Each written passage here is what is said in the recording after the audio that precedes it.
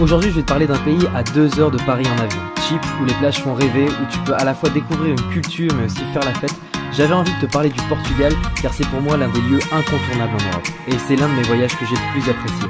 Je te présente dans cette vidéo les 6 choses essentielles qu'il ne faut pas rater au Portugal.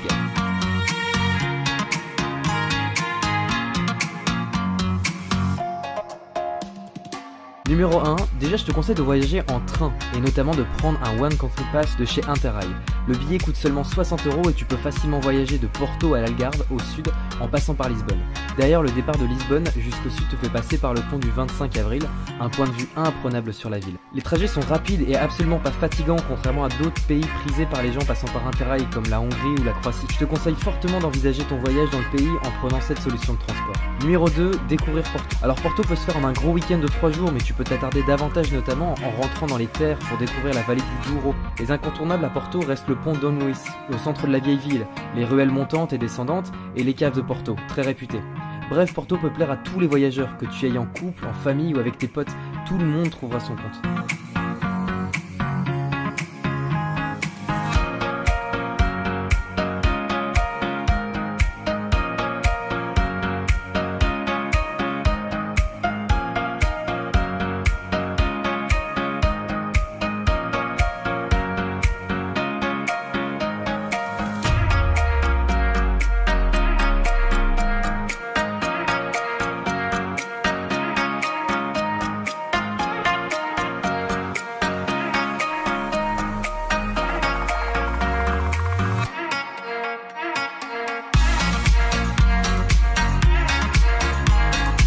Et pour se loger, c'est le rêve. Cet appartement nous est revenu à moins de 20 € la nuit par personne. Les appartements avec balcon et rooftop sont nombreux sur les sites. Tu peux facilement trouver quelque chose de privé en plein centre de Porto pour rien du tout. Numéro 3, Lisbonne. La capitale devait se retrouver dans cette feuille de route. Ses grandes avenues typiques, son tramway encore d'époque, sa gastronomie. Elle a tout pour plaire. Que ce soit une visite au zoo, déguster une pastis de nata, découvrir les nombreuses églises, finir sa journée dans le quartier du Barrio Alto. Bref, Lisbonne, c'est une destination de choix. Pour parler du zoo de Lisbonne, il y a notamment le spectacle des dauphins, qui n'a vraiment pas manqué, en plus des autres activités proposées là-bas.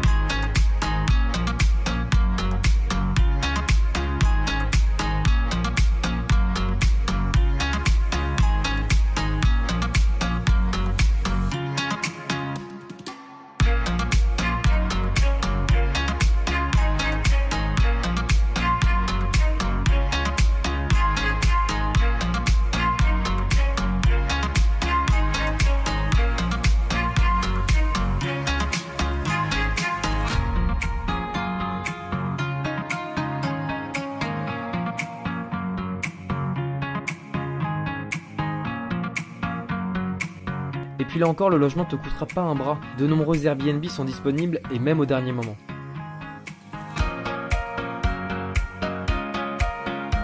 Numéro 4, les caves de Porto. Dans la plupart de ces caves, tu peux faire le tour du propriétaire, bien sûr avec un guide en anglais, assister aux étapes de conception du Porto et bien sûr goûter plusieurs bouteilles. Nous on a choisi la cave Grahams, mais il y en a une dizaine d'autres sur la rive droite de Porto. Numéro 5, visite des grottes de l'Algarve.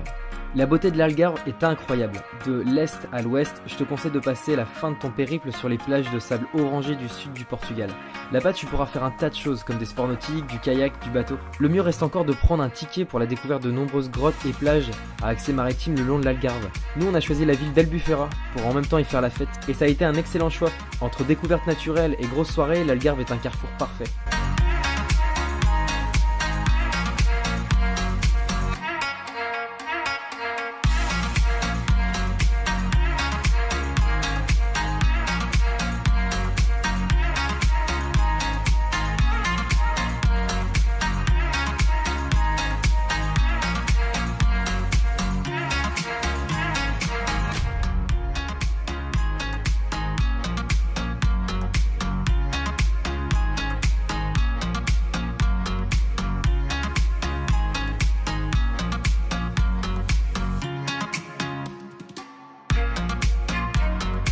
Numéro 6, Peña.